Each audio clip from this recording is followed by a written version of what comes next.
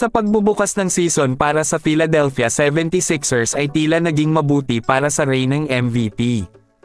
Ang big man ng Sixers na si Joel Embiid ay nanalo ng scoring title noong nakaraang taon sa pamamagitan ng pag-average ng 33.1 points kada laro, at ngayong season posibleng manalo ulit ng pangalawang sunod na MVP honor. Mayroon pa ring karamihan sa season na natitira, ngunit noong Biyernes ay dinamina niya ang Pistons sa score na 124-92.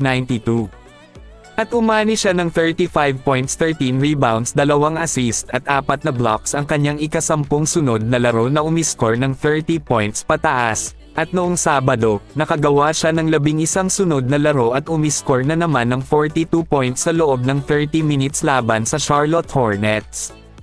Ang napakalaking luha ni Embiid ay naglagay sa kanya sa ilang piling kumpanya, at hindi siya nagpakita ng mga palatandaan ng paghinto.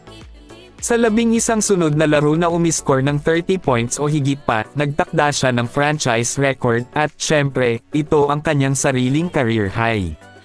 Si Embiid ay nagtataas ng mga numero, sa katunayan ay umiscore siya ng 752 points sa loob lamang ng 746 minutes na nilalaro sa ngayon sa season.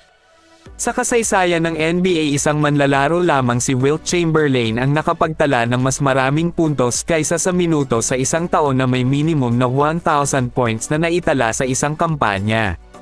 Noong 1961 hanggang 1962 season, ang ikatlong taon ni Chamberlain sa liga, umiscore siya ng 4,029 points sa loob ng 3,882 minutes habang naglalaro para sa Philadelphia at Warriors.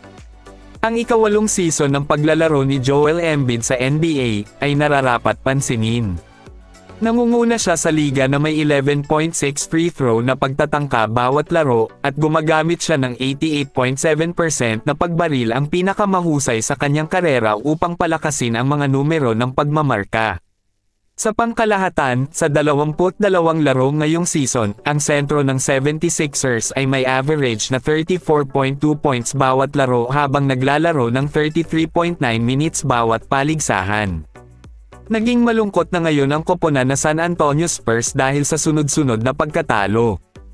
At nito lang nakuha ng New Orleans Pelicans ang panalo laban sa San Antonio Spurs noong Linggo, at nagpatuloy nga ito sa isang mahirap na season para sa Spurs. Gayunpaman, ang Pelicans star na si Zion Williamson ay nagpahayag ng isang kahangahangang mensahe para sa Spurs rookie at kapwa number 1 overall pick na si Victor Wembanyama. Sa pahayag ni Zion Williamson, sinasabi niya na mag-focus lang daw ito si Victor Wembanyama sa paglalaro, lalo na't sa kanyang tungkulin sa loob ng court. Nagpakita si Williamson ng 1 toneladang potensyal sa kanyang karera sa NBA sa ngayon, ngunit ang problema ay nananatili sa korte, na umani ng ilang kritisismo at humantong sa ilang pagtatanong kung paano niya pinangangalagaan ang kanyang sarili kasama ang Pelicans. Para naman kay Victor Wembanyama, nagpakita na rin siya ng maraming flash sa unang taon.